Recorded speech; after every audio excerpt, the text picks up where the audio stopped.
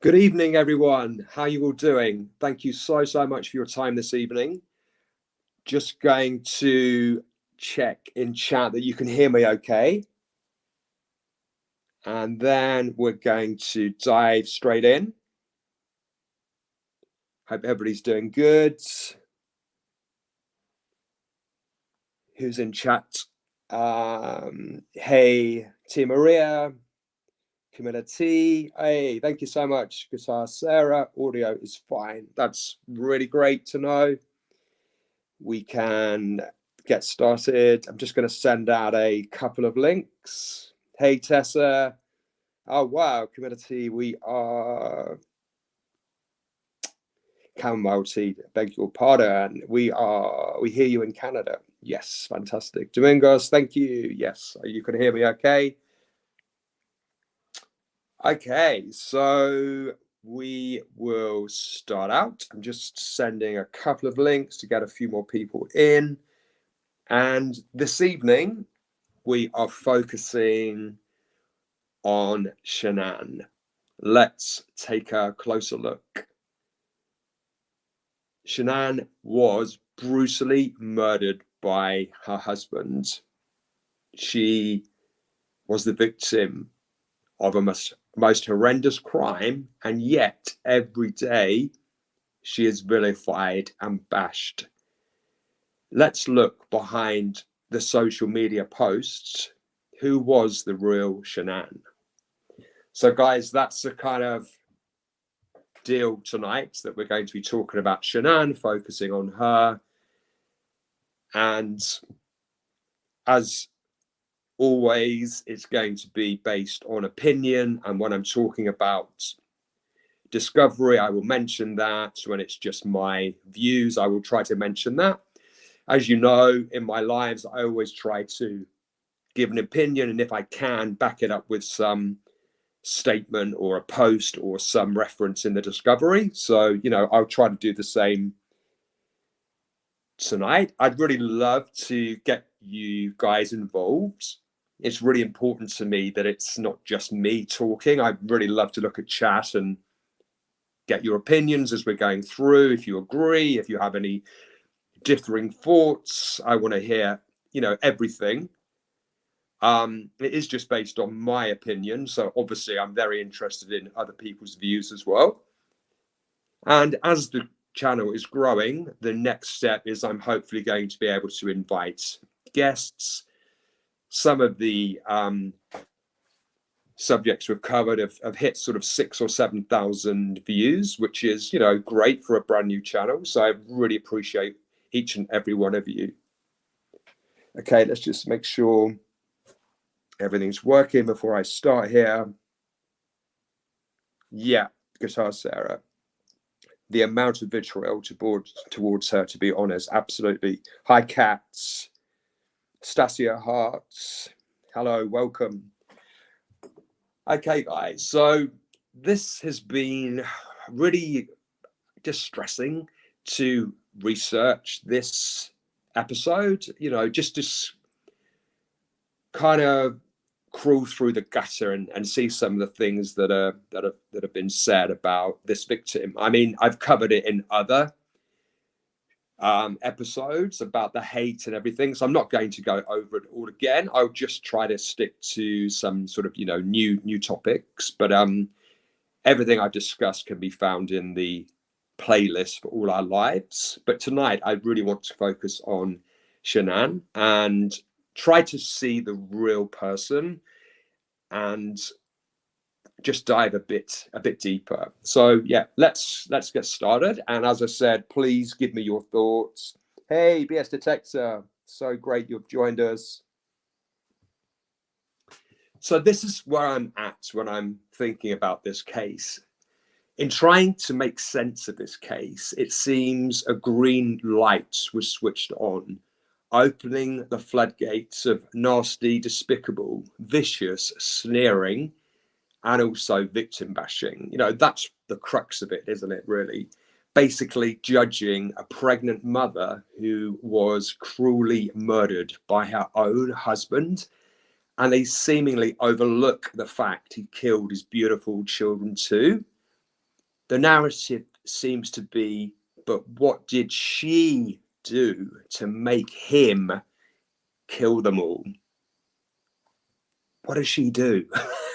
Nothing. What I can't stand when I'm investigating this case is the level of judgment that a victim, every video, every social media post is analyzed as if it's under a microscope. I mean, honestly, could any of us emerge from such a forensic and intense scrutiny? Nobody would emerge whiter than white. It's totally impossible. You know, human beings, we're flawed. Nobody wants to be perfect. It would be boring, you know. And to have your private text messages and letters to your husband that were never ever meant for public eyes, I mean, it's just next level, isn't it? You know, I've never known it in a case that somebody is so vilified. But in this case, it doesn't matter. Logic and fairness have no place, it seems. And it was suddenly open season on Shanann, and the hate has since spiraled out of control. The YouTube and Facebook creators picked up on this, fed by the Watts propaganda machine. There were actual lives where Shanann was ridiculed and mocked and even judged on what kind of victim she was. According to one creator, Critical K, she was a very unlikable victim. I mean, can you actually believe it? Victim blaming at its finest. The trouble with this, though, for me, every time Shanann is bashed, Chris Watts is excused. So much so that some believe Chris Watts is the actual victim in all of this. The poor, abused, put upon husband. In this live tonight, I really want to call these haters out. And if anybody ever posts or comments, of course she didn't deserve to die, but then they are part of the issue. They think by saying but it can excuse their spiel of hate that they want to throw out about her, but no, it's totally unacceptable. Let's start at the beginning and try to take a glimpse into the real Shanann. She was way, way more than the woman we see in her social media posts. And guys, you know this channel. Of course, this is all just my opinion, and it will come with the usual very extreme bias because this channel is 100% pro Shanann and her children. We're never going to have any sympathy for Chris Watts. You know, this is a totally pro Shanann channel, but I'm going to try to keep an open mind this evening and just give you my true thoughts. And as I said, I'd love to hear what you're thinking as well. Yeah, I mean, this has been the most shocking guitar, Sarah. Sometimes the hate goes to things like her appearance. I mean, her eyebrows, her makeup, I mean, her dress sense, her home decor. I mean, what an absolute nerve these people have. Yeah, exactly. BS detector. Feel sorry for the people who feel they have to shame somebody they never knew. Yeah, exactly. It is absolutely unbelievable. Having your life dissected and torn apart. Yeah, imagine that's exactly why I started this channel, Stacia. Imagine if it was one of our family members, how we would feel. You've used the right word there, sickening. Okay, guys, let's get going with this. So basically, as I said, it's going to be quite a shiny view because I'm probably one of the biggest shiners out there, proud of it as well. So let's get started. So as we all know, Shanann was just 34 years old when she was cruelly murdered. She was born 1984 in New Jersey in the US, and she was brought up in North Carolina. Her school was the Pinecrest High School. That's where she went. And I thought, okay, I want to know a bit more about this period. So I started researching. There really wasn't that much. And then I thought, okay, well, I don't really need anybody else to tell me. Let's listen to what Shanann told us about her childhood. Let's hear it from her. It was her childhood after all. So I listened, and it's unbelievable the amount of information that you can still find on Shanann's Facebook. And I went through some old videos of hers when she was just talking and just being very open and honest about everything. These people who said that Shanann was fake, I mean, I'm not sure if they're discussing the same person, but she was so open, and she was like an open book. I mean, she told her followers exactly her whole life story. She was quite open, very transparent about everything. So let's just have a look what she sort of said. The pictures of her as a little girl was, looking exactly like Bella and Cece, the same hairstyle in the bunches. There's a cute picture of Shanann standing on a chair, washing her hands at the kitchen sink. Just a normal, everyday little girl that you see in countless households. When she started talking about her early years, this is what she had to say. I've taken it in, I've sort of cut it down, but this is, roughly what she said. I'm using her words, but I have abbreviated. Basically, this is what she was saying. Growing up, I struggled. I was bullied. I definitely wasn't the popular kid in the group. And when that happens, you kind of lose yourself to an extent. I was definitely never the smartest kid on the block. I had to work my tail off to get through school. She went on to say that she absolutely hated tests and her mind would always go blank. And that was something she really struggled with. She'd also explained that, she came through a lot of health challenges she had as she was sort of going through her latter years in school, bad relationships. She was losing friends through it. She often had to cancel at the very last moment. And obviously, friends couldn't really understand what was going on. She stated they couldn't understand how I could possibly look fine, but I'd be feeling terrible inside. This is when she was having all of these sort of autoimmune issues, which was eventually diagnosed as lupus, but obviously it was impacting her. I always love to sort of cross-reference when I hear anything. So I looked a little deeper, and there was a guy called Matt Francis, who was actually Shanann's 9th grade high school teacher.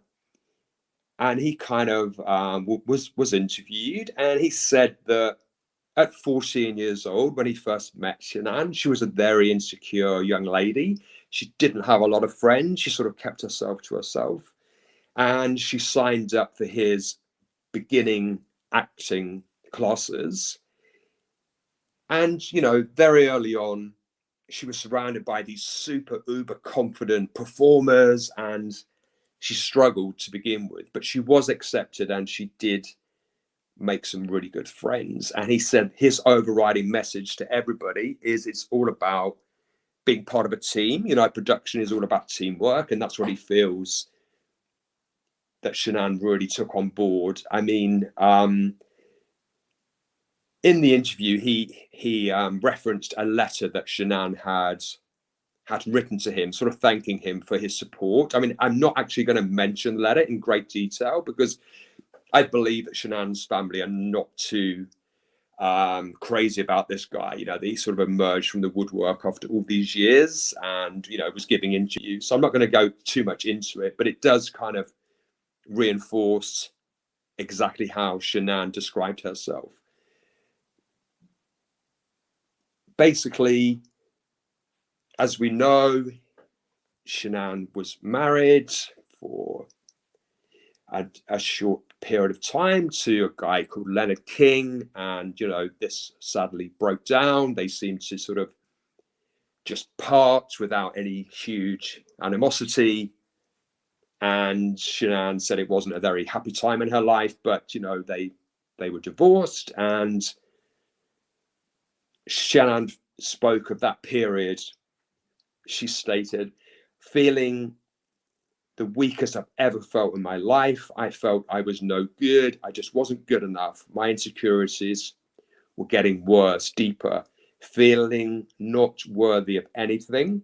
I didn't have a lot of friends at this time. Okay, so I mean, how honest do you want a person to be? I mean, she's bearing her soul here just on a regular Facebook Live, talking to friends. Probably her family were listening. I mean, they often were. But I mean, these people who say that she was fake and trying to present this perfect life, I mean, she really wasn't. So let's look forward to 2010, and the man who we despise, Mr. Christopher Watts, sends Shanann a Facebook request. As we know, we've heard this in the Netflix documentary. I mean, Shanann just wasn't interested. She was concentrating on her career. She was trying to make some money. You know, she was really not interested after the breakdown of the first marriage. She wasn't in a very good place mentally or physically. But he kind of really, really persevered, and he kept pushing. He actually pursued her relentlessly. You know, from day one, she made him very aware of her health issues. And, you know, Shanann speaks of initially not being that interested and doing everything really to push him away. But he kept coming back, even when she cancelled dates last minute, as she would often be feeling so rough. But eventually, she let her guard down as he kind of proved himself to her. You know, he supported her, and she felt he had her back. And we've all heard, you know, the glowing testimonies about him, what a great husband he was, etc., etc. The next big thing was the family were getting to meet, and there was tension from day one. There was definitely issues from the very first meeting, and then at the engagement party, you know, Shanann was very unhappy about this. Huge tensions, loads of controversy about the $12,000 engagement ring that obviously Cindy Watts, the mother-in-law, was absolutely blown away and couldn't believe that they would waste so much money. Chris was stirring the pot, telling his mother, and then running back and telling his wife that his mother thought it was a really, really bad idea. So just from day one, there was this awful tension. And I've mentioned this before, but the book that Cindy was originally planning to publish, I mean, one thing that always stands out to me when she's talking about Shanann, she said, "I'll admit too that I wasn't looking to get really close to Shanann, not because I disliked her, but because her conversations were so personal that they made me a little uncomfortable. There are a lot of people who like to tell you everything about themselves when they meet you, but I'm not one of them." I think that's just such a strange thing to bring into the public arena. This book was going to be published. I mean, it never happened, but I mean, what chance did Shanann ever have if the mother-in-law wasn't really that interested in ever befriending her? I mean, this is going to be hopefully the mother of your grandchildren. Why would you want to keep them at arm's length? You know, I mean, nobody, a daughter-in-law, mother-in-law relationship, as many of us know, is never always perfect, you know, but mostly people decide to make the best of it for the sake of the family, you know, the future grandchildren, your son, daughter, you want them to be happy with their new partner. So I found that so surreal that Cindy makes such a massive point of saying that in a book that's going to be read by the public. So yeah, you can see from day one it was never going to be smooth sailing. Let me just check the chat here. Yeah, Amy, exactly. She was just being herself.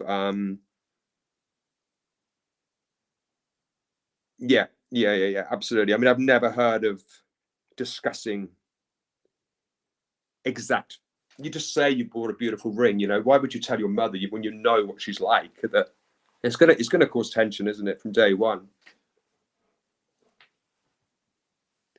I mean, I've read this really great comment, and it just really sums up my thoughts. So this person is just commenting and just said, my 2 cents, no one is perfect. In long-term relationships, whether it's marriage, relatives, or friends, everyone has personality flaws, and you weigh the good against the bad. Very few of us would pass the level of scrutiny that Shanann is being subject to. In my opinion, Shanann was a warming, loving individual who had really good and loyal friends. Was she perfect? No, she was human. Chris Watts and Shanann were together for 8 years and married for 6. According to Cindy, Shanann teased, commented on Chris Watts right from the beginning of their relationship. Skater boy comment, for example. Shanann did not pull a bait and switch, and Chris Watts chose to be in this relationship. He could have walked away at any time, but he didn't. Chris Watts is responsible for his actions, not Shanann. I mean, that totally sums up my whole thoughts on this. I mean, she didn't suddenly change. I mean, it's part of her character. She doesn't like to be too serious all the time. She likes to have a bit of a joke. And honestly, if the worst thing she could say is that Chris was a skater boy, I mean, and her mother-in-law would hold that against her for all these years, I just find it so incredible. So 2 years later, in November 2012, Shanann and Chris marry in Charlotte, North Carolina. And we've all seen her looking absolutely amazing on her wedding day. I always go to one photo. It's at the reception, and Shanann is obviously connecting with somebody across the dance floor, and she's putting up the skirt of the dress, and is just so happy, this beaming smile. And her new husband just stands there like a robot, just glaring at her. You know, he obviously didn't catch the joke or didn't understand it, or it wasn't explained to him, but they just look so odd, the difference between them. You know, this very natural, effervescent, beautiful woman just so happy on her wedding day, and then this man standing beside her. I wonder how often he stood there like that. I mean, we've seen it, haven't we, in so many videos. And very soon after this, I mean, Shanann has said in other lives, you know, that she hates confrontation. I mean, the next year they had moved to Colorado. This is my personal view. I just think Shanann just couldn't wait to get away from all this tension, all these family dramas. And, you know, she'd just gone through a wedding when the in-laws didn't even attend. I mean, imagine the stress and tension. Apparently Chris was absolutely devastated, and he didn't speak to his mother for several months after that. So, you know, this is not all down to Shanann. Chris was also furious with his mother. You know, in the book that she was writing, Cindy said that he personally sent her a really strongly worded email, you know, just saying how upset he was with his mother's actions. So it wasn't all coming from Shanann, and that always seems to be overlooked and never spoken about. So in one of the lives, Shanann was talking about she just wasn't in a happy place. And when she moved to Colorado, she said, here, I have a drama-free life. I feel at peace here. I feel at home. So, you know, you can see that Shanann needed to get away from all that tension. I mean, somebody with a compromised immune system, stress is really not good for them. You know, she knew that things weren't ever going to change. They were never going to accept her. I mean, the Watts were never, ever, ever going to accept her. And she knew this. I mean, she confronted Cindy and told her straight, you know, Cindy shows on her face if she doesn't like people, and Shanann had her sussed, you know. So you can really see from what Shanann herself actually tells us, you can see how easily she was attracted to the world of Lavelle. So, you know, she had that sense of teamwork that she'd picked up when she was in the theatre group as a young girl. it was a community. It was like-minded people, other mothers. She had an instant circle of friends, and I can really see how easily she would be drawn to that, considering she spoke of being so unhappy and not having that many friends when she was younger. And she always speaks so highly of her friends. She has these new people suddenly in her life, these people who she quotes make me so happy. And this positive narrative is one thing that I personally absolutely love about Shanann. She really does try to be upbeat, be positive, see the best in people. And one thing that she mentioned about her outlook, she said, I quote, "And now it's even a harsher, meaner world than when I was growing up." And I see this reinforced in her upbringing of her girls, the way that she was such an advocate for them, always standing so strongly, protecting them. I think she was trying to prepare her girls for their, future years. And again, I always like to find some kind of cross-reference evidence of this. There was a really beautiful post that Shanann made just literally, days before the murders, August the 4th, 2018. This was post Nutgate, and Shanann wrote, I'll just read it direct because it's not a long post. "The older she gets, the more scared I am to let her out into the real world, the world of evil, the world of hate, the world of bullying. I was reading a post the other day where a kid was being bullied at school because of his nut allergies, and another kid put a peanut in his drink as a joke. He could have died. This world is a scary place. I will do everything in my power to teach her right and to protect her, to advocate, to stand up for her and defend her. I pray every day that she never feels any less than the rest of the world. I pray that she's protected when I'm not around to protect her. Nothing or no one will stop me." And then she just hashtags allergy kid, tree nuts, kiwi, stop bullying, stop the hate, protect our kids. So, you can see there, this warrior mother post Nutgate, she was so stressed. She was going through all this upheaval in her life, but she's still standing tall for CC. I thought that was a really amazing post and kind of sums up who Shanann really was. Let me just catch up with you guys.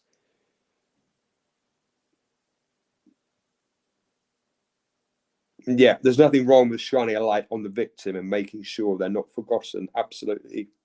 I think it's really important. I mean, there's so many people who, we know of all the hate groups. There are so many. It's just time for a different kind of view. I mean, where are we? Just reading through. Yeah, and it's so true. There have been some massive studies about this. Yes, women can be misogynist. Absolutely. Shanann was as strong as anybody would wish to be. Charlie, yes, absolutely. I agree with you there for sure. I also noticed that at different points in her life, Shanann would often comment in different groups and forums. I think sometimes this was a bad environment for her. I mean, I know that it would probably help her when in the early days, perhaps when she didn't have quite so many friends. But I know that, she posted in some of the baby groups and in the lupus support groups and things like that, and some of the allergy groups. And what tends to happen in those groups is it can be quite competitive. Oh, my daughter sleeps for 10 hours. Oh, my sleeps for 11, that kind of thing. So if I ever hear any criticism about those kind of groups, I can totally see where Shanann was coming from. And I can understand why she joined those groups. You know, I can totally understand to kind of get that extra level of support with like-minded people who kind of knew what she was going through. One thing on a really serious, brighter note, one thing I feel is missed so much was Shanann's sense of humor. It just seems to get totally overlooked. She was often joking, you know, in her posts. She would be raising her eyebrows, you know, to the sky. You know, it was illustrated so well in her Facebook comments. As we all know, her family were often watching, and her dad would always be commenting, and her responses to him were really funny. You know, he was always very protective of the children. Oh, leave poor Bella alone, or, you know, do this or do this, get her a glass of milk or whatever, you know. And Shanann would always comment with these very funny responses. She was also quite self-deprecating, which I really love people like that. You know, she would often post when everything was going crazily wrong. She was kind of saying, yeah, you know, my life is a mess sometimes. And of course, she was bringing in Thrive because that was her job. That was the whole point of her social media. That's why she was posting so frequently. So yeah, Thrive was getting her through. And everybody said that she looked miles better. Her health would improve. She looked amazing before all the drama of the breakdown of her marriage. But prior to that, she was looking like a superstar. So whether or not it had any effect, or it's placebo or whatever, but she definitely looked awesome. So I tend to believe if people in their mind think it's working, then it's working.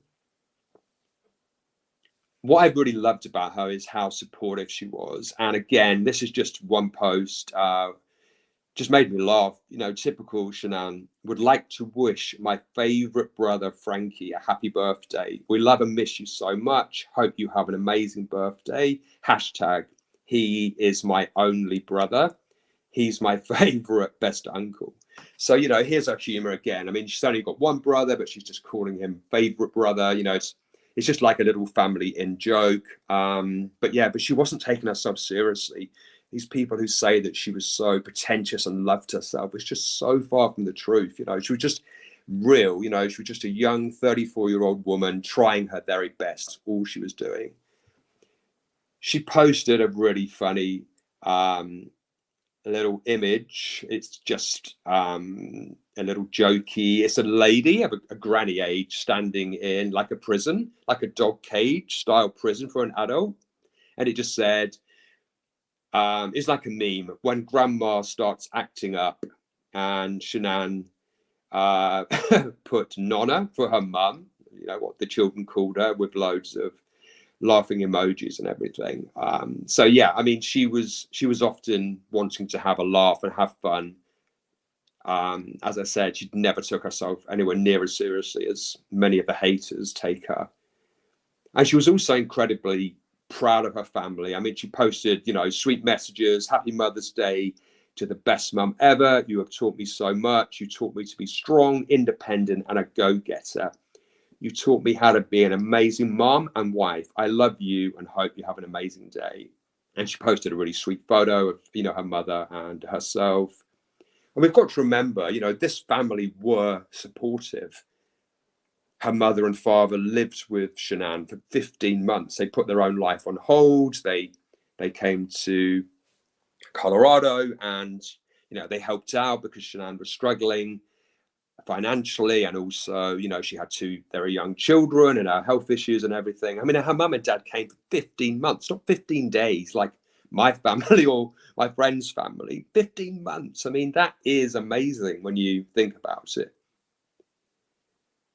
And we know the amazing relationship she had with her father. I mean, he was so supportive. I mean, there was another post in September 2017. Shanann was posting, Chris and I earned a full expense trip to Mexico, and up until today we couldn't go because we didn't have help with the girls. My mum and dad have just made it work. So her mum and dad, you know, covered that so they could go off on their holidays. So again, you know, it's showing this real true support that Shanann had.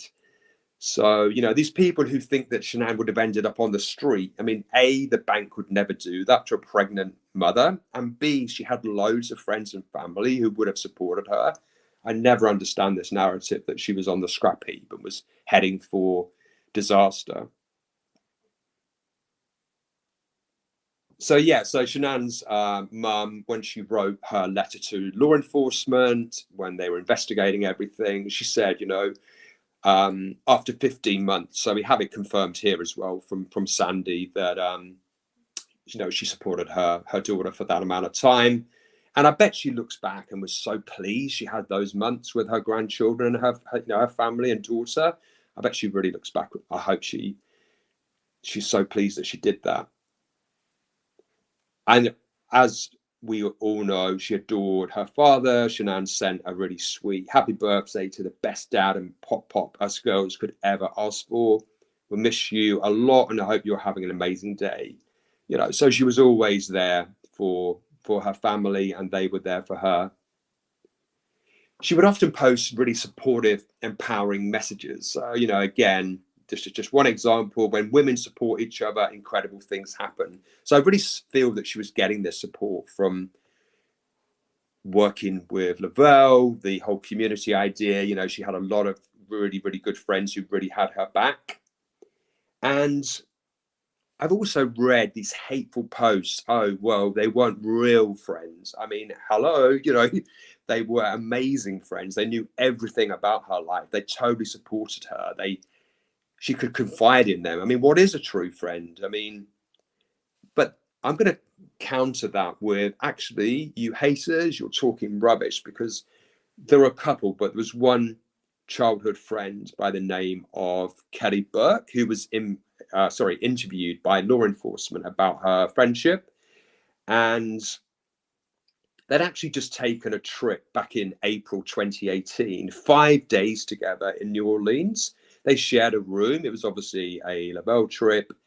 At that time, which again is backing up Shanann's actual narrative of events, everything seemed fine with the marriage. Normal chats on the telephone with Chris Watts. I mean, Kelly knew Chris Watts from when they were first dating. She'd flown and stayed with them in Colorado twice on visits, and she was texting Chris Watts on the Monday evening when Shanann disappeared. She was speaking to Sandy regularly all around the time of their disappearance. I mean, she was a really good friend of Shanann, and they'd known each other since childhood. So, this narrative that she didn't have these close friends is just not based on truth or facts. So I thought, okay, let me just confirm this, because there were some horrible, vile comments. Oh, all of these so-called friends coming out of the woodwork. So, okay, I thought, let me just double check. So again, instantly confirmed, go to Shanann's Facebook, Shanann Watts in New Orleans International Airport. She posted 30 years of friendship right here. I love this girl so much. I love you, Kelly, and I'm so glad you came with Kelly Burke. Okay, and then there's numerous pictures of them having dinner, having drinks. So again, debunked. She did have good friends. Let me just catch up with you guys.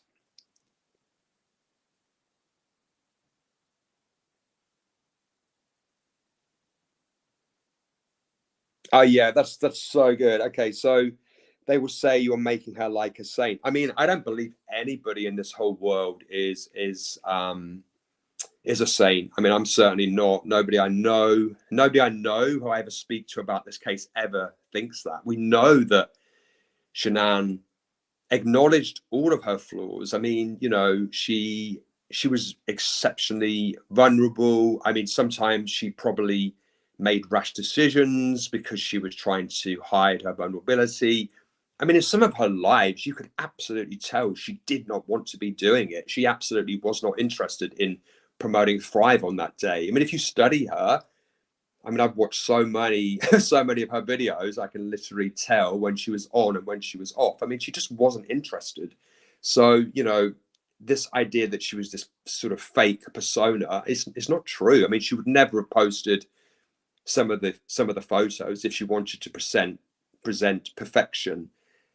She wasn't trying to be perfect. I mean, so the accusers who say that, she didn't think she was perfect. So why would us as observers? I just can't stand the bashing and the hate and the level of it. It's fine to say, okay, I don't think I would have been friends with her, she's not my type, but to just bash her and say that she was a despicable human, and you've read the dreadful vitriol and the hatred. It's venomous. It's not just critical thinking, it's absolute pure hate. And that's why I set up this channel, to try to counter some of that with facts.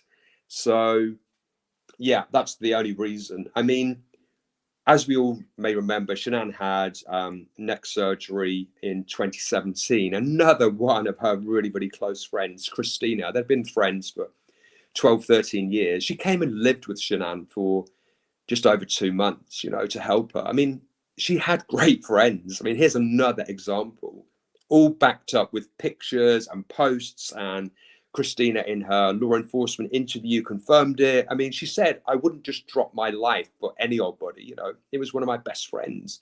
So again, I'm trying to back everything up that I'm saying with pure facts based on what actually happened and not some rumor in a hate group. When we look to Shanann's inner circle, she had these women who really cared about her. I mean, there was another great friend, Addie. I mean, she confided in these people. She told them everything, what was going on. So, we have hundreds of pictures of her at the different Novell gigs. I mean, she was always with Nicole Atkinson. She was always with her other friend, Cassie. These people really did care, and they were definitely there for her.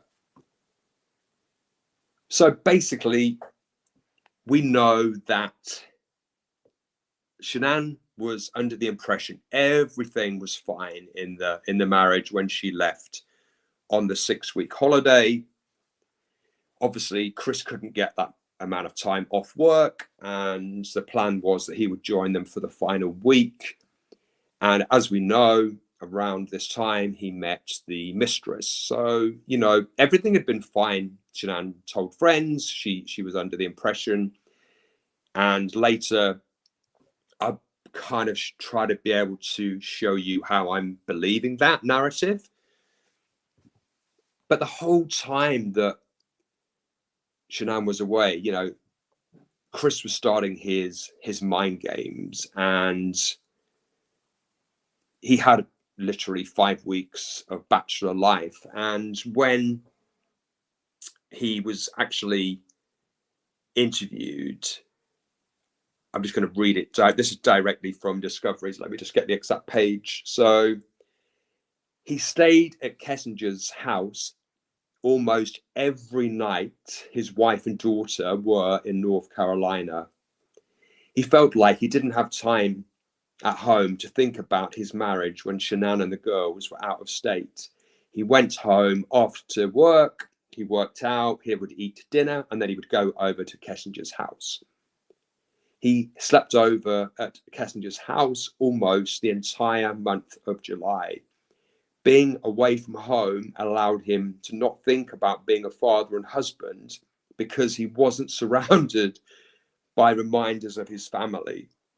Okay, I mean, can you actually believe this man? I mean, FaceTime, WhatsApp. I mean, he missed FaceTimes with his own daughters. I mean, it's easy to pretend you're a bachelor with no children if you ignore your own daughters, which is what he actually did. So yeah, this whole period, Shanann was starting to be treated appallingly. She still had no clue what was going on. Don't forget, she was being totally fobbed off. Oh, boo, I'm sorry, I was sleepy, I had a hard day at work. And here she is. I've got a picture in front of me. We've all seen it. Shanann at CC's 3rd birthday party. Obviously, Could have been a really stressful day. Half the grandparents hadn't turned up. Nutgate had happened. Huge stress. She was pregnant. It was summer. All the stress from her husband. And here she is creating this beautiful day, even finding time to FaceTime. And there's a picture of Mr. Chris Watts on her phone as she's showing him the birthday party. So even then, trying so hard to include him, keep him on board. She was just a young woman trying her best. She was really, really trying just to do everything. She was obviously with family, but, no husband, and he was playing these ridiculous, dreadful mind games with her. It was only on the 31st of July, when Chris Watts flew to North Carolina for the final week, that things really, really came to the forefront of her mind, because he'd been able to fob her off. I mean, as he boarded the plane, he was saying, "Love you." And they were discussing videoing when he got off the plane, because she wanted, to have a great memory for the children.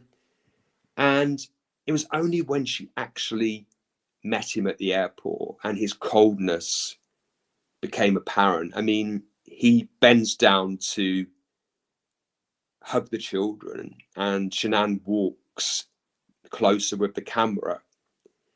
As she nears him, Chris Watts, suddenly his eyes move up from the children, and he suddenly goes past her knees up to his wife's pregnant stomach. And obviously he hadn't seen her for 5 weeks. The pregnancy was advancing visibly in front of his eyes, and he looks as if he's been hit with a shock. The shock in his eyes, his face, he just couldn't hide it, And we know on this evening, as soon as he could get his hands on Oxy, he administered Oxy to his wife for whatever his reasons. I mean, some people think it was to cause a miscarriage. Others think he was trying to set up a narrative that, Shanann was taking drugs, or it was some sort of overdose or something like this. There's lots of different narratives. But I mean, he meant to cause his wife harm, and he didn't care about the consequences. Anything could have happened to her.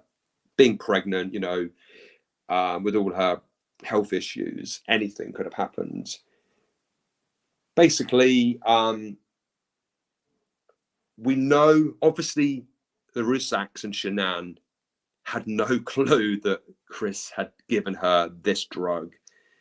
He probably did pass her some tablets, and she thought they were for, just a headache or something. They had no clue until it all came out from Chris himself that he had given her this Oxy. But Shanann's brother, when he was interviewed with law enforcement, he spoke of how sick Shanann was. She'd been fine. He actually, let me read it. This is from Discovery. Okay. So this is Frankie Jr., her brother. Rizak said that Shanann wasn't sick in North Carolina until the day her husband, Chris Watts, arrived. Rizak said that Chris was acting standoffish, but they didn't think much about it. So, the very day that he arrived, she's suddenly feeling sick. And we know from her own text messages that the next day she had to return back to the apartment because she was still feeling so sick. She'd been up all night. Chris hadn't supported her. He hadn't come to check on her. I mean, this was supposed to be her husband. They'd been together 8 years. It's absolutely unbelievable. So that was from Discovery. This is when Shanann's whole world started to crash down, really, because she knew something was going on. But this week he was like an iceberg. I mean, he snubbed her. He didn't want to talk about stuff. He didn't want to communicate. He just said that they were no longer compatible. But it wasn't her, it was him, and he was going to fix it. So we know, I won't go over them all again because I've spoken about them all in previous videos. But we know that she was absolutely brought to her knees. She was confiding in all her friends. Just one example here. So she's talking to her friend Addie. Did you look through his phone? Did you ask him if there was someone else? He just said last night, opposites attract, but this isn't working anymore. I did ask, but he denied it. And no, I didn't look. He's deleting messages from his dad, so I'm sure he's not that stupid. because obviously she's thinking, okay, if he's deleting messages, he wouldn't be keeping anything from any other woman. So that was her thinking there, I think.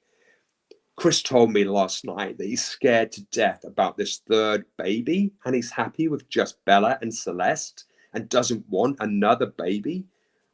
So, Addie tries to reassure her. He's just scared. Everything will be fun once the baby comes. Shanann replies, Addie, he has changed. I don't know who he is. He hasn't touched me all week, kissed me, talked to me, except for when I'm trying to figure out what is wrong. So here she is being so open with her friends. And let's just reiterate what she's saying here, trying to figure out what is wrong. She doesn't know what's going on. He's just suddenly changed in a matter of weeks. And as he got on the plane, he said, I love you, So no wonder she was absolutely brought to her knees. He said he doesn't know, and I'm not doing anything wrong. It's all him. I said, so just like that, you're done? No trying to work it out? I said, divorce? He said, well, not like tomorrow. Addie responds, I'm going to kick his ass. WTF.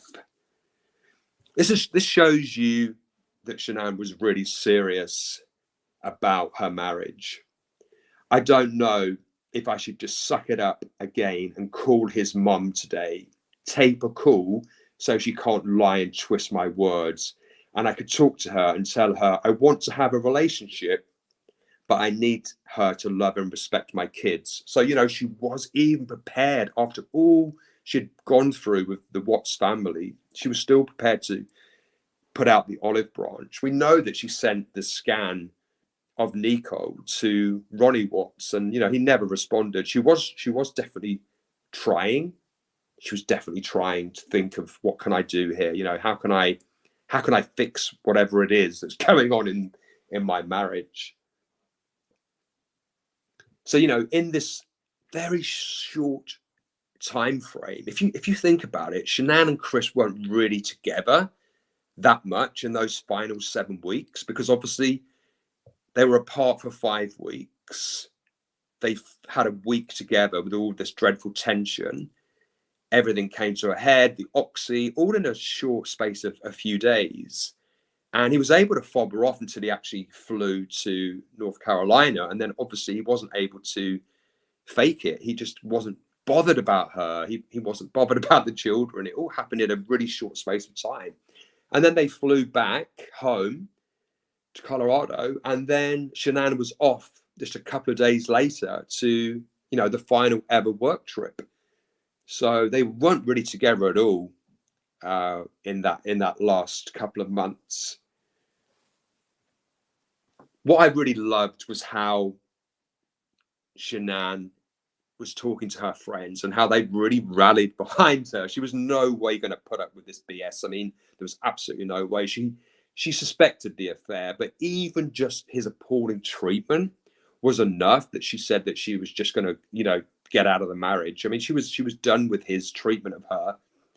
My personal belief, if she had actually had confirmation of a divorce, of an affair, she would have been out of the door. She would not have put up with it. I mean, she would not allow anybody to treat her like that. She was not going to be some, doormat. So again, this narrative that she was desperate to keep him, she was not desperate to keep him. She was already talking about leaving him if he continued to treat her in this appalling way, in this way of mind games and playing with her emotions, gaslighting her, manipulating her. She wasn't going to stand for it. And I absolutely loved the texts. Obviously, she was so upset about everything. She didn't want Chris to know about the gender reveal and make a big thing of it. So she asked all of her friends to cancel it. And she asked for her friend to tell her she came round to visit. Nicole Atkinson came round to visit to tell her, and then their friend Cassie joined in via FaceTime, but she didn't want it to be made public. She asked all her friends, do not mention it, just don't slip on Facebook. I don't want anybody to know right now, because then Chris will, and I don't want him to know. So her friend just said, F him. Yep, I said it. And Shanann said, I agree, Cass. So basically, they both pledged her friend, no way, no mention on Facebook. So Shanann said, please, no, he doesn't deserve to know. He doesn't even want it, the jackass. He's such an effing liar. He said, I think it would be great to have another. He wanted this. He started the convo. You don't just get me pregnant and then not love me. What's that going to do? Shanann just said to her friends, love you both. And Nicole replies, Shanann, you are one of the strongest people I know. You will get through this. Shanann replies, F him. She's using the whole swear word here. She's not holding back. I am nowhere near perfect, but I love unconditionally and I give my all. I do so much as a mum and a wife. This effing sucks so bad because I do love him and all his flaws.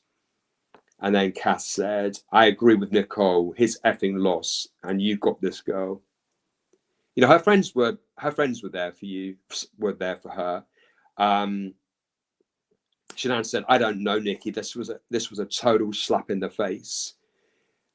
And she said, but you aren't alone, don't worry. Joss and Cassie were actually considering moving in with Shanann, and they spoke about it in this group chat. Joss said, we might as well bunk you girls in a room, our girls in another, Bubba and the baby in another room. Sorry, guys, can you still hear me there? Yeah, she was swearing all the time and not holding back. Let me just make sure. Okay, sorry about that. The screen just froze. I hope you guys can still hear me. Sorry about this. Heather Ann. Oh my goodness, this is really the most frustrating thing. Some YouTubers claim too many of us put Shanann on a pedestal and we claim she was perfect. No one is perfect, but we always try to be our best, which is what Shanann was the best she could be. Absolutely. I mean, I find it so patronizing that they say, oh, you need to remove your emotion. You need to dive deeper. Hello, I have. And I'm still, thank you so much, Guitar, Sarah. I'm still reaching this conclusion. I've looked at everything numerous times, and I just cannot sit back and just let this hate continue every day. This is my channel and no hate allowed. Okay, let's get back to this. Sorry, I just lost my screen there. Yeah, so I love her friends. I mean, they were telling her straight, Cassie's saying, we can finish the basement and throw all 4 girls down there in one huge ass room. Lol. She was trying to make light of the situation. She had great friends. My goodness. I mean, all of us would love friends like this who rally, who try to, bring some humor into it. They know Shanann. She's swearing and cursing, but she still has her personality, her sense of humor. They knew what she needed and they were there for her. As they said, we've got you. She was no way going to be this sad, abandoned woman, this washed up pregnant woman. No way, absolutely no way. It was not on the cards. She told her friends, I mean, to admit to your friends that your husband doesn't even want to kiss you, I mean, how much more vulnerable can you be? I mean, everybody said that she had this fake life and she was always lying and, not discussing everything.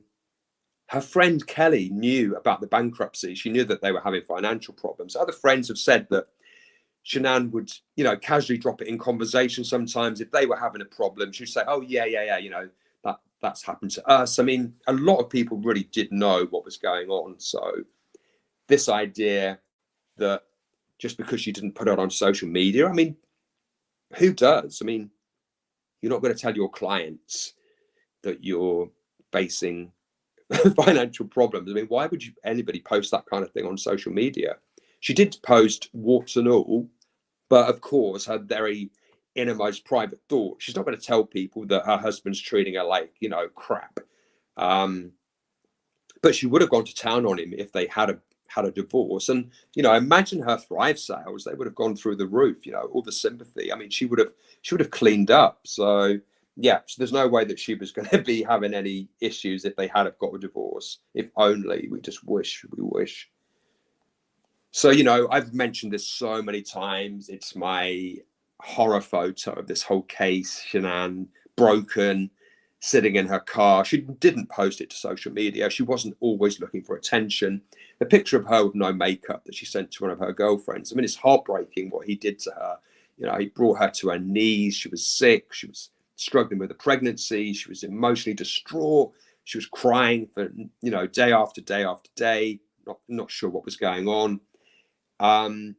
Somebody who wants attention would have posted this everywhere. You know, she kept it quiet. She did tell her friends, and why shouldn't she? She needed some support. Her whole life was falling away from her. You know, she needed some support. So that is I hate looking at that photo, but it also reminds me of what he did to her. So it's important.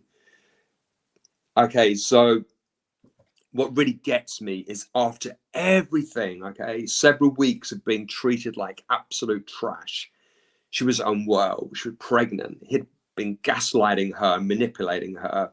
She was still trying to fix her marriage, you know. She was recovering from the oxy poisoning her own husband had administered. And she was still asking him, what can she do better? Tell me what you need. It's just mind-blowing. It really is. I mean, Chris Watts played her so well because she did not want to go on the final LaBelle trip. She wasn't feeling good. She did not want to go to Arizona. It was a short, you know, 3-day trip with lots of flying, and she really seriously was not in a fit state to be traveling. She did not want to go. He reassured her, time out. You've had all these weeks with the girls. And he obviously did enough to persuade her to go, because she wrote him the text messages that he actually deleted from his phone. It was found deleted. It was found on Shanann's phone. It kind of shows you the kind of guy that he is. You know, he wasn't interested in anything she had to say. So she stopped it off. I mean, I've read it before, so I won't go over the whole thing. You know, it's just a really sweet, good morning, honey. And she goes on to say, thank you for everything last night. I miss and love you so much. I'm still in shock. We are having a little boy. I'm so excited and happy.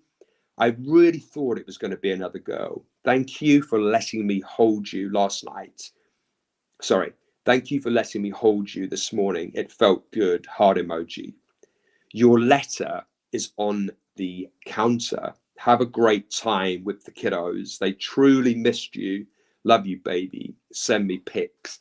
So, you know, this is so Shanann. She wants pictures of her children. She's only going away for 3 days. She's just been with them, taken thousands of photos for 6 whole weeks, and she still wants to see pictures. She's given him encouragement, you know, they truly missed you, telling him what a great dad he is. You know, she's trying to be so positive here. And he'd done enough to convince her that things were okay, because when her friends inquired, she said things are, you know, not normal, but Chris was better. So, you know, he had obviously gaslighted her and manipulated her enough that she felt that there was some hope. I mean, he'd agreed on the weekend away to Arizona. You know, he was still playing her, absolutely playing her. And she spent time on him writing draft after draft of the letter. I mean, this letter was never, ever meant for anybody's eyes, only Chris Watts. I mean, such a personal letter. And we've all got to see this. It wasn't meant for anybody. And it's so hideous that this letter was just put in the bin. I mean, he never took any of it seriously. Again, I've covered the letter in other posts, but just this really, to me, supports the narrative that Shanann honestly didn't know there was any problem with the marriage until she went away, until the mistress came into the picture, officially came into the picture, because she puts in the letter, I really don't know how we fell out of compatibility. That's in quote marks, because that is exactly what Chris had said to her. The only major thing that happened was between your mum and I. I can't change what happened, and I will work with you and them to work things out. So, you know, she went on to say, our daughter's life cannot be replaced. So even though she'd been through so much stress with this whole Nutgate episode, which I've always believed, I've mentioned this before, that it was totally orchestrated by the family to cause this major upheaval. It goes hand in hand with the letter that Chris Watts wrote. You know, if anything happens to me, it would have really helped in any future divorce, which is probably what the family were hoping for. But Shanann was desperately trying to save her marriage. On the second page of this letter, I mean, it's all handwritten. She wrote several drafts. They were found on her phone. I mean, she put time and effort into this, and she was really, really making an effort. But here, you know, to say she can't think of what the major problem was, you know, there weren't these long ongoing issues. She couldn't think of anything. She's going back to him when he mentioned a few weeks ago about we fell out of compatibility. On the second page of the letter, she goes on to say, I've only seen you shut down like this once, and that was with your parents after our wedding. We deserve to have all family in our life, and with love, not hate. I don't want to lose you ever. I will be civil and get along with your mum. We just all need to have mutual respect. I will do anything for you. The last thing on earth is for you. The last thing on earth is for you to hurt. You deserve the world, and I don't like it when you hurt. It hurts me. I can't and won't lose you without fighting for us. I will always fight for our marriage and you. This is the hardest thing I've ever gone through, but you are worth it. Just tell me what you need. I love you, baby, with all my heart, always and forever. Love always, Shanann. Okay, this was a private letter to her husband. We should never have seen this letter, okay? This is the true Shanann, okay? She was asking him after everything, tell me what you need. How about what she needs? You know, a decent husband who isn't going to kill her. Okay, so basically we then go into, obviously, she did go on the trip, as we know, ill, not eating properly, exceptionally, her friends were exceptionally worried. And we all know what happened. She came home 1:48 a.m. Nicole Atkinson drops her off. And no, Nicole Atkinson didn't sneak in the basement. She really seriously did not. And what really blows my mind is on the Friday of the Arizona trip, you know, Shanann had obviously been pacified. Chris had calmed her, he'd reassured her. They even spoke about moving. And, you know, Shanann contacted the real estate agent. Hey, love, how you doing? Chris and I would like to talk to you about possibly selling the house. This wasn't talking about a separation and selling the house. This was talking about moving together. Shanann said, he's talking Brighton, possibly Fort Lupton. We can't move too far south because of his job. So, you know, it was Chris Watts' needs, his distance to work. This was not a separation. He'd absolutely manipulated Shanann and made her believe that there was some hope, and probably downsizing and, you know, talking about their finances that evening on the Thursday night. She flew on the Friday. Probably he told her enough to make her start to think there was some hope, because there was no way she would have gone to Arizona unless he had done enough to make her feel, yeah, things are going to be okay. She would have stayed and talked it out. So he obviously played a huge number on her. We know that he had the romantic date with the mistress on the Saturday evening. You know, he was already planning all of that with the babysitter and everything. So as we all know what happened, you know, very sadly, the early hours, the 13th. None of us know exactly what happened, but the outcome is this beautiful mother and her children were murdered and disposed of in the most despicable way. And then we have this robot man running around giving interviews, acting so strangely, as if somebody's just dug up a bulb or a plant in his garden. This was his flesh and blood, his own children, his wife. They weren't together 8 months, 8 years, 8 years, and he could treat them in such a disgusting way.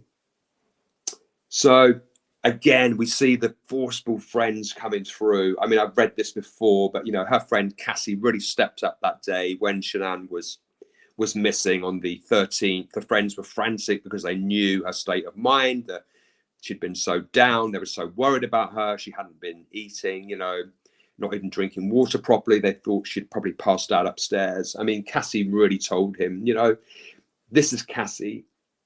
Shanann is in a very bad way emotionally, and I'm worried about her. I know you're having issues, but I don't know to what extent. But I do know I've never seen her so broken to an extent I am worried. So Chris replied, she went to a friend's house with the kids. She won't tell me where, though. When I get home, I will update you. Sweetie, nobody knows about you and her other than Nikki and I. So where would she go if not with Nikki and not to Arizona where I'm at? Her car and shoes and everything is at the house. What the F is going on with you guys that you would totally shut everything out? It's not like her. And Chris responds, I told Nikki about it so she wouldn't freak out anymore at the house. I think Christina knows as well. We talked last night and I told her I wanted to sell the house, get something smaller. Separation would be best right now if we can work through the issues. I really don't want you to think I'm a bad person, Cassie. Chris Watts is still thinking about himself, and his family and his beloved children are still missing. Cassie replies, right now, I don't care about you or your relationship or what type of person you are or not, or what I think of you. I'm not trying to be rude when I say that. Right now, I'm worried about your damn wife and her well-being. Nikki is calling the police, period. She was broken emotionally. Her blood sugar dropped due to not eating, and it could cause her to pass out. So unless you want the police to bust your damn door down, you get home and check on your family. I'm sorry if I'm being rude or whatever, but I'm seriously concerned. I'm going home, Cassie, on my way. So she was not messing around, She had these fierce, loyal friends. I mean, they didn't give a damn about Chris Watts, and he's still worrying about what other people are thinking about him. No, we don't care about you, mate. Where's your wife and children? We know the terrible, hideous outcome and what happened. It's just the most horrific case when you look at the photos. It's just so sad, the way that she was just discarded. No respect for her. She didn't deserve that, tossed posterior up in a thong, hardly covered by earth. I mean, he just didn't care.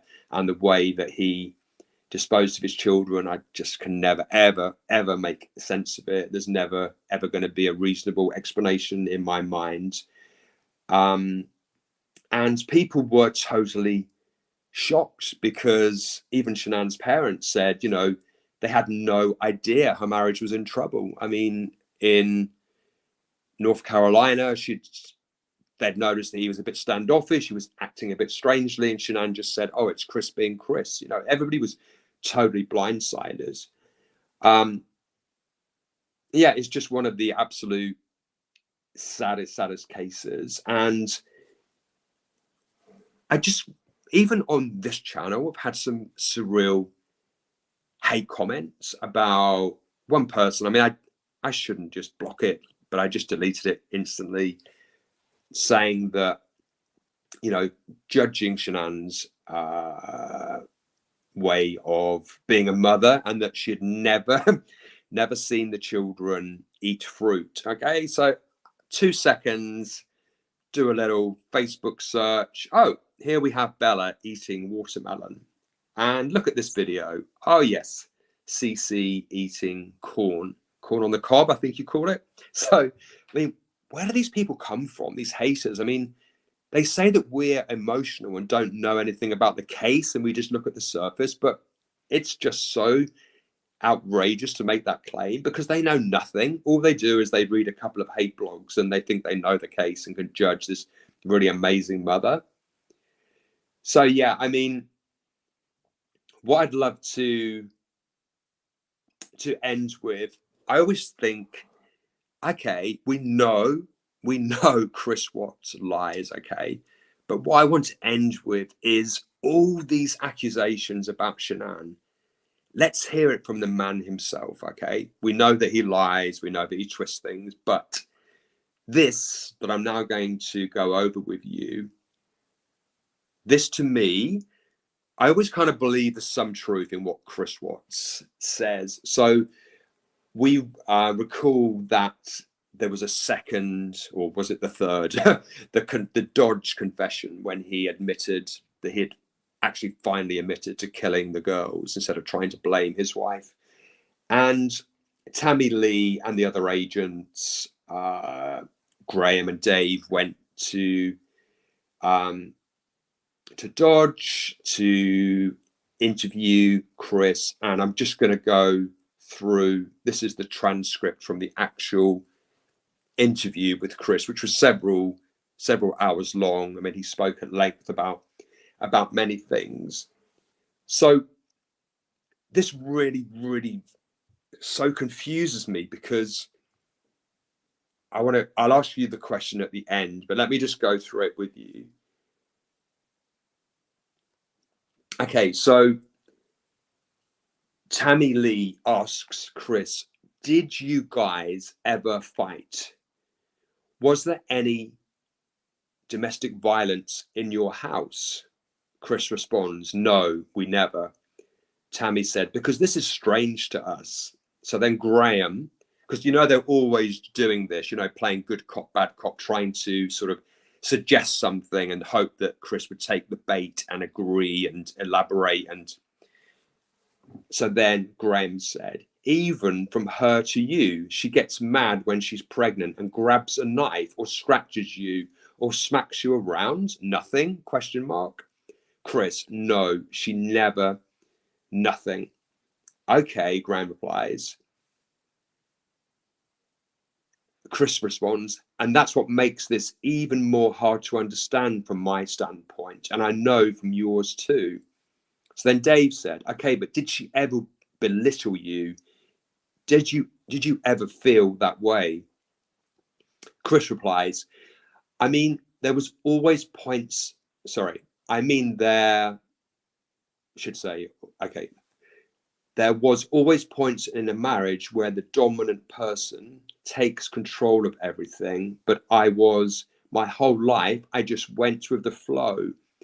I never put myself in the center of attention. I never wanted to be. I just wanted to be in the back row. If she did belittle me, I couldn't think of that point in time.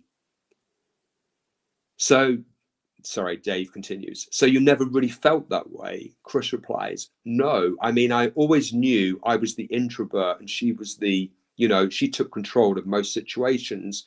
When people came over, I knew what my role was.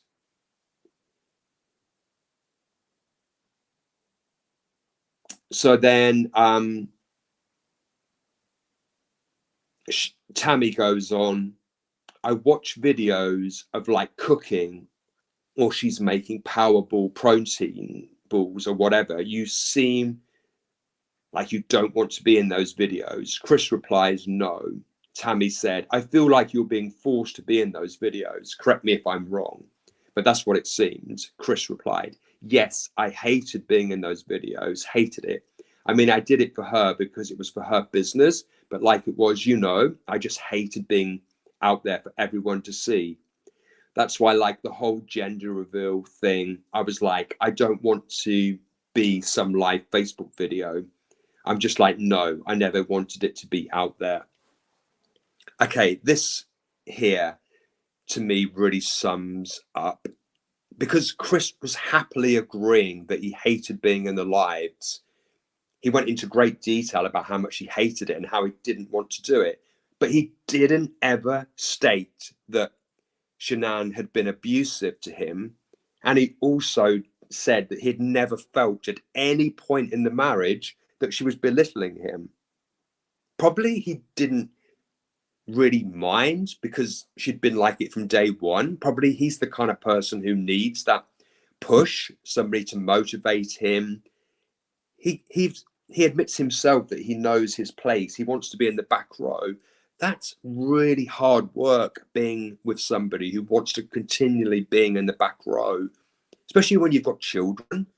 Somebody who continually just wants to be the wallflower. You need to step up sometimes. You know, he was an adult man, not a little boy, not a child. I mean, but why would he agree that he hated being in the videos, but he didn't agree that he had been any abuse ever, no arguments in the marriage, nothing major, and he didn't feel belittled? I mean, he knew Shanann from day one. You know, everybody else takes issue with Shanann apart from the husband. So who should we listen to? The haters in some dreadful, hideous Facebook group, or some vile creator on YouTube, or the people who actually lived this life? I know who I'm going to listen to. Anyway, guys, I thank you so much for your time this evening. It's got a little bit over. I like to keep it just about an hour and 15 minutes. I'm so grateful to each and every one of you. Please subscribe to the channel, hit the notification button if you would, so you don't miss any of our weekly lives. I'm going to continue with the weeklies. It's obviously going to stay totally pro Shanann channel. If you have any subjects that you would like me to cover, please just drop me a comment and I'll look back over them. I'm so grateful to all of you. And the next big development, I stupidly bought an iPad Pro, and you can't use StreamYard's screen share on an iPad Pro. So I've got to, the next step is to get a laptop so that then I can sync my page. I'm going to show you all the images that I'm referring to, can show you the documents from, you know, Discovery. So instead of me just verbalizing, I better show you as well, because I'm a really visual person. I'd much rather do that. So that's the next step for the channel. But as you know, we're very tiny. We've just launched. We're just starting. So grateful to each and every one of you. Thank you so much. I was going through quite a lot of details, so later I'm going to read through all the chat so I can get, you know, proper feedback. And yeah, I'm just so grateful. I can't thank you guys enough. The next big step is also to get some guests involved, so that will be really interesting, just looking at some other opinions on this. But the core channel will always be for the victims, and you know, I've got some ideas for future lives, so I look forward to sharing that with you. Have a fantastic evening, day, morning, wherever you are, and massive thanks to each and every one of you. Thank you so much. Take care.